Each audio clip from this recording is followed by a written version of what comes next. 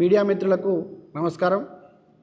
ఇవాళ కేంద్ర ప్రభుత్వం వైపు నుంచి దేవాదుల ప్రాజెక్టుకి ఇకపై నిధులు ఇవ్వమనేటటువంటి పద్ధతిలో ఒక వార్త వచ్చింది. తెలంగాణ బిడ్డలుగా ఈ తెలంగాణ ప్రాంతం సస్యశ్యామలం కావాలని పోరాడిన వాళ్ళంగా ఈ వార్త ఆందోళన కలిగిస్తూ ఉన్నది. తెలంగాణ రైతాంగాన్ని, తెలంగాణ ప్రజల్ని మోసగించే పద్ధతిలో కేంద్ర రాష్ట్ర ప్రభుత్వాలు ఇప్పటివరకు అనేక సందర్భాల్లో ప్రజలను మభ్యపెట్టే ప్రయత్నం చేసినాయి. ఇవాళ కేంద్ర ప్రభుత్వం దేవాదులకు ఇక నిధులు ఇవ్వమని చెప్పడం అంటే ఇక్కడి నుంచి తప్పించుకోవడానికి కేంద్ర ప్రభుత్వం ప్రయత్నం చేస్తున్నట్టుగా కనపడతా ఉన్నది. ఇప్పటికే 80% పూర్తయి ఉన్నాయి, ఇంకా 20% మాత్రమే పనులు జరగాల్సి ఉన్నది అనేటటువంటి మాట ఈ రాష్ట్ర ప్రభుత్వం చెప్తా ఉన్నది.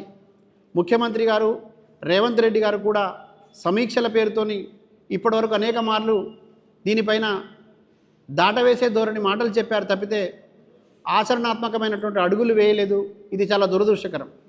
ఇవాళ ఈ దేవాదుల ప్రాజెక్టు ద్వారా ఉమ్మడి వరంగల్ జిల్లాతో పాటు భువనగిరి, యాదాద్రి భువనగిరి, సూర్యాపేట జిల్లాల దాకా కూడా ఈ ప్రాజెక్టు రైతాంగానికి ఉపయోగపడుతుంది, అటు సాగునీటికి ఇటు తాగునీటికి.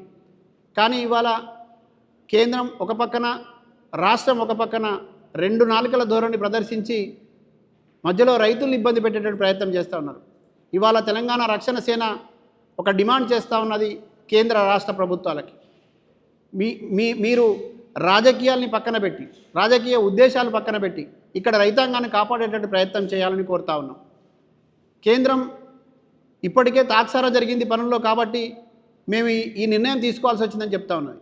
దీనికి బాధ్యత వహించాల్సింది గతంలో పాలించినటువంటి పార్టీలు, ఇవాళ అధికారంలో ఉన్నటువంటి పార్టీ. ఈ రెండు పార్టీలు కూడా తప్పించుకోవడానికి ప్రయత్నం చేస్తూ ఉన్నాయి, కానీ పనులు వేగవంతంగా పూర్తి చేయడానికి ప్రయత్నం జరగడం లేదు. ఆంధ్ర పాలనలో కూడా ఇదే పరిస్థితి కొనసాగింది. ఇవాళ తెలంగాణ తెచ్చుకున్న తర్వాత కూడా సాగునీటి విషయంలో, తాగునీటిని అందించే విషయంలో, ప్రాజెక్టుల నిర్మాణాల విషయంలో ఈ ప్రభుత్వాలు అలసత్వాన్ని ప్రదర్శిస్తూ ఉన్నాయి. ఇది మంచిది కాదు. ఇది ప్రజా వ్యతిరేకతకు, రైతు వ్యతిరేకతకు మీరు దోహదం చేసిన వాళ్ళు అవుతారు. ఇవాళ ఈ మిగిలి ఉన్నటువంటి 20% సంబంధించినటువంటి పనులను ఎప్పటిలోగా పూర్తి చేస్తారు? ఈ నిధులకు సంబంధించి మీరు అప్పుల భారంలో ఉన్నాం, మాకు నిధుల కొరత ఉందని చెప్పి తప్పించుకోవడానికి ప్రయత్నం చేయకండి రేవంత్ రెడ్డి గారు. మీరు ఎన్నికల ముందు మాట ఇచ్చినారు. తెలంగాణ రాష్ట్రం తెచ్చుకున్నది కూడా ఇక్కడ నీళ్లు నిధులు నియామకాల నినాదం మీద, మా నీళ్లు మాకు కావాలనే నినాదం మీద. మీరు ఈ ఎత్తిపోతల పథకాన్ని ప్రవేశపెట్టినటువంటి చంద్రబాబు నాయుడు హయాం నుంచి వైఎస్ రాజశేఖర రెడ్డి గారు జలయజ్ఞం పేరుతోని అప్పుడు ఈ ప్రాజెక్టును ప్రారంభించే క్రమంలో యూపీఏ చైర్పర్సన్గా ఉన్న సోనియా గాంధీని కూడా తీసుకొచ్చి ఈ ప్రాజెక్టు ప్రారంభోత్సవం కార్యక్రమం అట్టహాసంగా చేసి ప్రచార ఆర్భాటంగా చేసుకున్నారు. కానీ ఇవాళ అదే కాంగ్రెస్ పార్టీ అధికారంలో ఉంది.